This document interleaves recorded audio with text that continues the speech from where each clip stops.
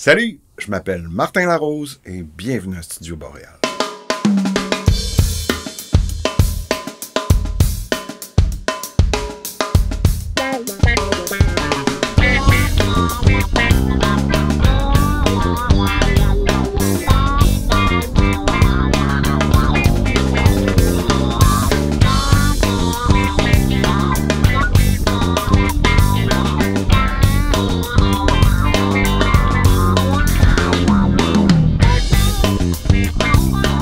Cette semaine, à Studio Boréal, je reçois la formation saguenayenne Pigmat. Je dois vous avouer que c'est un groupe que j'affectionne particulièrement et ils seront à notre studio dans la prochaine année.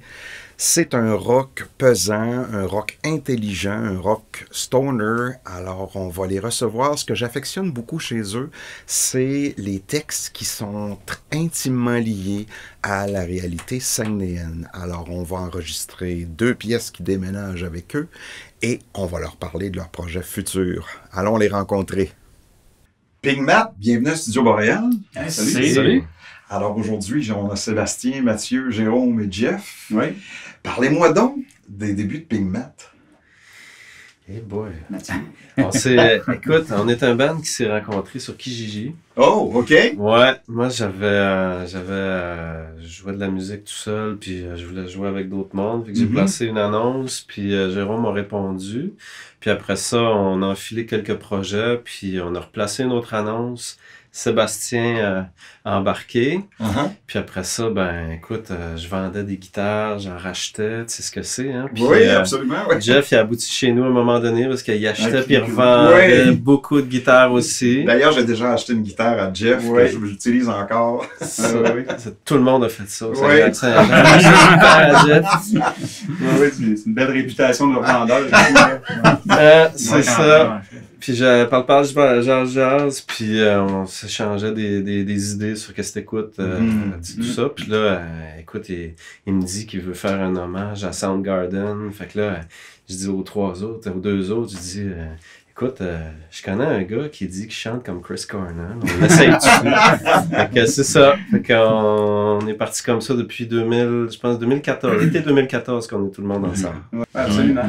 Je ne peux pas aller plus loin dans l'entrevue sans vous demander l'origine du nom Pigmat. Parlez-moi donc de ça un peu. Je me souviens plus d'où vient l'idée, mais essentiellement, Pigmat, c'est un mot, ce qu'on appelle un mot valise, là, un mot inventé. C'est un mélange de pygmée et de primate. Donc, c'est un petit homme singe. Ouais. Est-ce que ça nous représente bien? Je ne le sais pas. Mais l'avenir nous dira. C'est court, c'est short and sweet, c'est un peu bizarre. Ça suscite l'intérêt. Ça suscite toujours des absolument. questions. Donc, c'est Pigmat. Tout à l'heure, Mathieu parlait de grunge aussi. Donc, parlez-moi donc de vos influences un petit peu qui a amené au son Pigmat. Déjà, tu sais, je pense qu'on s'entend tous sur le fait qu'on aime toute la gang, le stoner rock. Là, un genre de... Du coup, corrige-moi si je me trompe, ou Mathieu, mais c'est comme l'évolution du grunge des années 2000. Oui. Puis le stoner a ramené beaucoup d'influences des années 70 dans le rock, qui avait un petit peu moins dans le temps.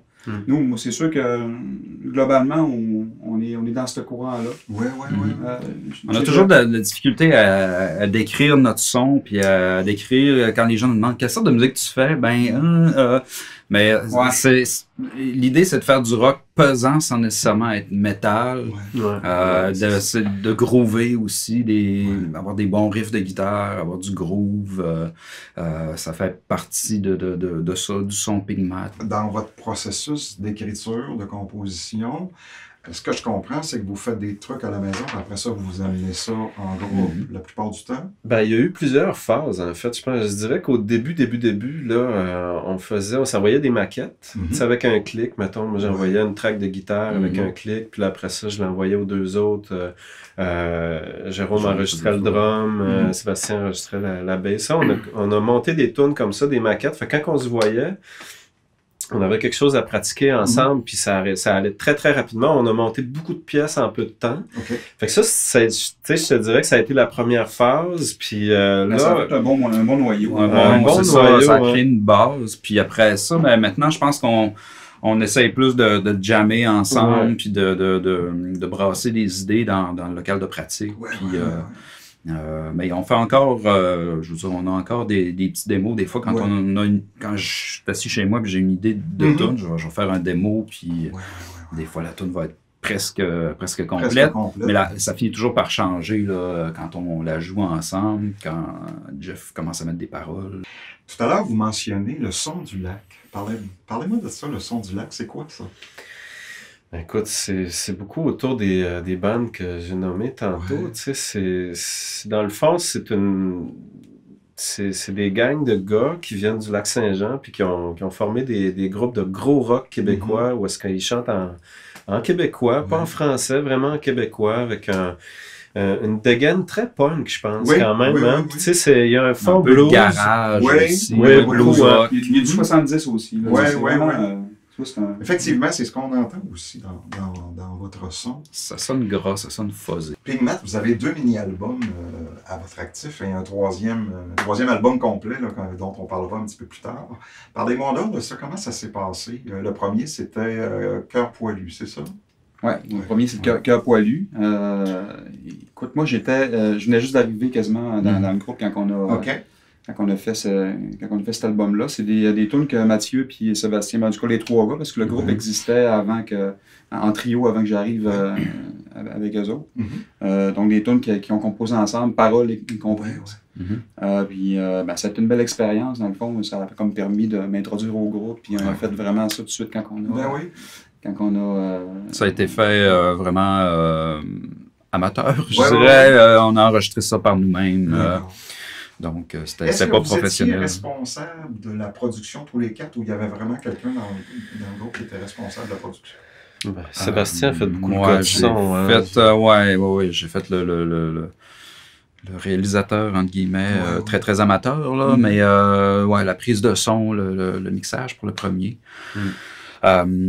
Puis ça c'était vraiment pour le premier EP. Le deuxième EP, par exemple, ce qui est particulier, c'est qu'on l'a enregistré au Collège d'Alma. Donc au département de sonorisation, avec un gars qui porte presque le même nom que moi, qui s'appelle Sébastien Simard aussi. Mais puis c'était un projet donc de fin de session. Et puis ça s'est fait, ça a été une sorte de surprise un peu, puis ça s'est fait assez rapidement, donc mais ça a été une belle expérience aussi là, d'aller au studio du Collège d'Alma, c'était très agréable. C'est une belle équipe. Oui, absolument. Puis mixé par Francis Larouche après. Oui, c'est ça. Oui, Francis Larouche, absolument. Francis Forêt. Oui, Francis Forêt. Lorsque vous entrez en studio, avez-vous une idée très précise des tonalités que vous voulez avoir, le son de guitare, le son de basse, l'ambiance que vous voulez avoir, ou vous construisez au fur et à mesure? Ben, tu vois, on n'a pas beaucoup enregistré en studio. C'est ça l'album là, qu'on va sortir bientôt. Là. Incantation. Incantation, c'est vraiment, on a fait un peu d'enregistrement au local pour le drum. Après ça, un peu chez nous, tout seul. Par exemple, moi, j'ai enregistré la guitare. Fait que, tu sais, je taponnais avec mon ampli, je m'organisais pour avoir mon son de guitare. Puis, tu sais, on a fait ça pour tous les instruments. On s'est partagé les versions, chacun de notre bar, track par track. Mais après ça, il y a Pierre-Luc Gagnon qui a mixé. Puis là, écoute, on a fait beaucoup d'échanges de va-et-vient pour dire, OK, mais un peu plus de mid, là, un peu plus de bass, tout ça. Fait qu'on a beaucoup retravaillé des sons avec lui, là. Ce que je trouve intéressant aussi dans votre formation, c'est que vous êtes engagé. Vous faites un rock francophone engagé. Et ça aussi, c'est pas commun dans ce qu'on entend aujourd'hui dans la musique québécoise. Parlez-moi donc de ça. Ben, les paroles, Mathieu, déjà à la base, avait jeté les bases des paroles écrites avant que je me joigne au groupe. Mathieu, je pense qu'on peut dire que c'est un gars qui est engagé et il y a des idées progressistes, hein, Mathieu. Puis moi, j'ai comme... petit à petit, j'ai pris ma place comme pour écrire les paroles.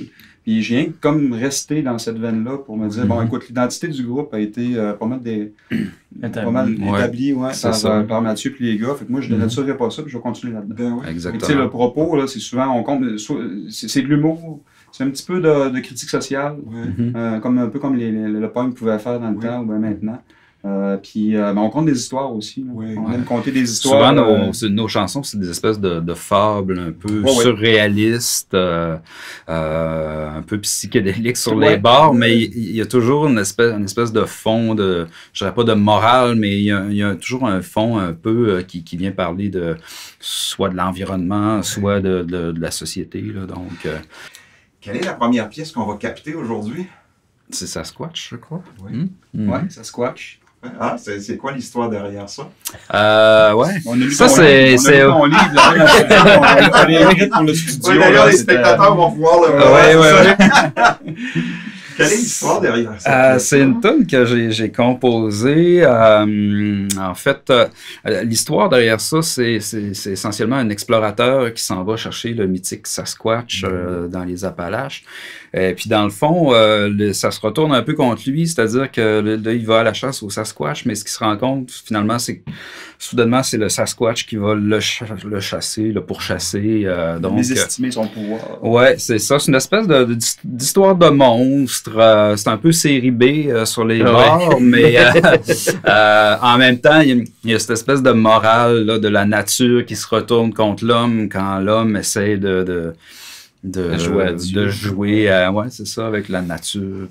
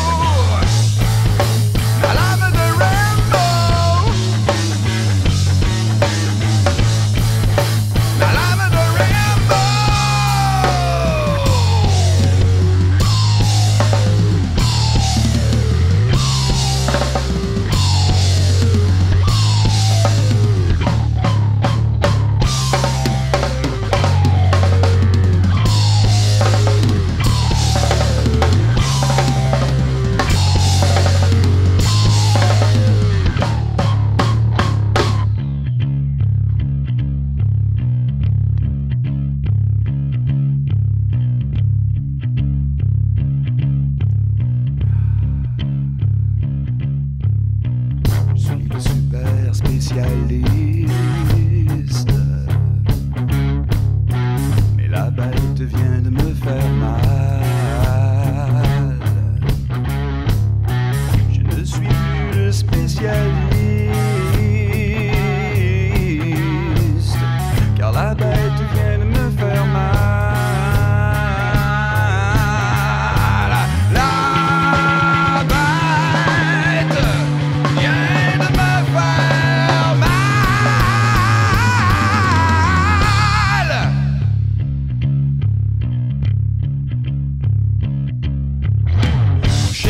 Dans la mousse et l'humus, la tête qui tourne et du sang plein la gueule, les yeux qui brûlent et sinus pleins de mucus, à demi-conscient, je suis sonné et seul.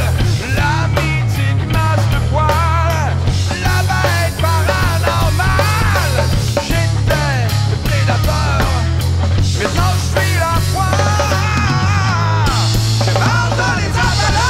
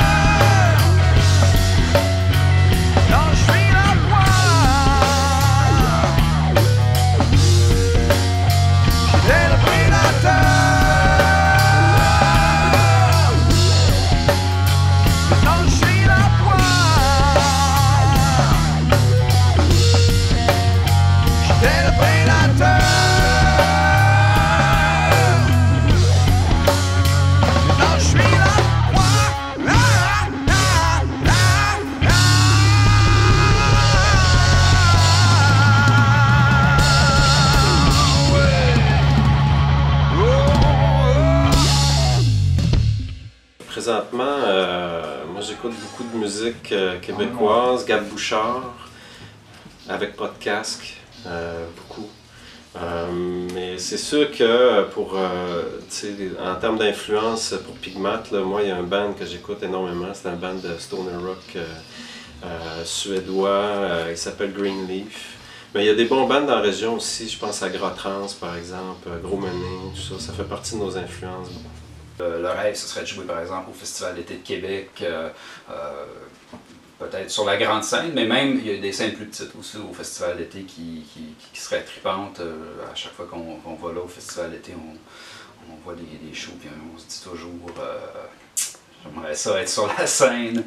Ouais, meilleur show à vie, on a fait des beaux shows, on a fait des scènes au Saguenay, Jonquière en musique avec Jim Zeller, c'est super cool. Après ça, on a fait la première partie des Hôtesses d'Hilaire, mais je pense qu'un des bons shows que je me souviens, c'est le spectacle qu'on a organisé, un micro-festival qui s'appelle le Fosfest que Pigmat a organisé. On a fait la première partie du groupe Sandvise de Québec, on adore. Puis vraiment, c'est un bon fit. Fait que, ouais, ça, c'est un de nos bons shows, je pense. Ah ben moi, c'est sûr que c'est quand on fait c'est pas compliqué, c'est quand que le monde aime ça, il n'y a pas de secret. N'importe quel show, c'est sûr que c'est le fun quand ça sonne bien, t'as un bon son, tout ça, la technique, quand c'est une belle salle, tout ça. Mais c'est sûr qu'il n'y a rien qui vaut quand que le public répond, que le public aime ça, puis tu le sens qu'il embarque dans ta musique. Alors, dans ce temps-là, c'est fantastique. Pigmat, vous avez un nouvel album qui va sortir bientôt, Incantation, que j'ai eu l'honneur de la chance d'écouter, que j'ai vraiment adoré, je vous le dis très très sincèrement. Vous avez aussi une belle nouvelle, vous avez signé avec un nouveau label, parlez-moi d'abord de ça. C'est le Son Bleu. Oui. Donc, c'est un label qui est au Lac-Saint-Jean, Saint-Prime. L'Adoré, me semble. L'Adoré. Bref, dans ce coin-là. Lac-Saint-Jean. Puis, c'est surtout spécialisé dans l'édition musicale, qui est je dirais un champ qu'on connaissait pas tant que ça, tout, ouais. mais dans lequel il y a, en tout cas pour des artistes, en tout cas, ça va nous permettre de nous épanouir là, d'une façon différente. Là. Ouais. Donc, on a très hâte de voir ce que ça va donner. Là.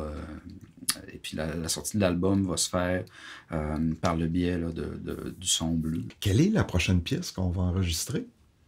C'est Apocalypse. Oui. Mm-hmm. Vision bien personnelle de l'apocalypse. Ouais. Avec toujours beaucoup de créatures, puis quelque chose d'épique. Ouais. C'est la fin du monde au Saguenay. C'est ça le thème de Ah, la tune. ok. Ouais. D'accord, c'est un thème intéressant. On va presque retrouver là, des requins proches de Jonquière, Ouais. même si c'est de l'eau douce, là, on va voir tout ça. Là. Ouais, ça va être... Qui a écrit le texte pour cette pièce-là? C'est moi, je pense. Je me Il demande. dit, je pense. Non. sûr que c'est toi. Non, j'ai pas fini ma phrase. Hey, toi. Non, mais je pense que c'est la première tune que j'ai composée, si je me trompe pas. C'est les premières paroles que j'ai composées quand je me mettais à écrire des paroles. Là. Justement, en écoutant du Galaxy, du Gros Mené, je me disais comment je peux écrire en québécois. Oui. Puis je pense que ça a été le premier texte qui est sorti. Ouais. Ping Mat, ça a été un pur plaisir de vous recevoir. Je dois vous dire de manière très personnelle que j'apprécie énormément votre musique. C'est vraiment très, très bon. C'est du bon rock. C'est bien fait. Je vous souhaite le plus grand succès possible. Et Merci. on s'en va en studio. Yep. Merci beaucoup. Merci. Parfait. Salut les boys.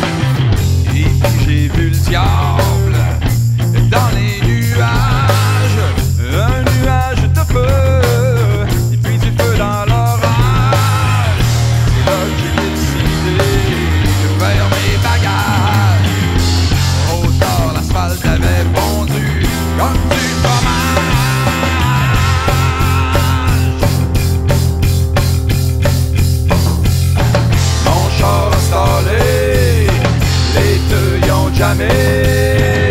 Il est mort gratiné, ça fait que je suis parti.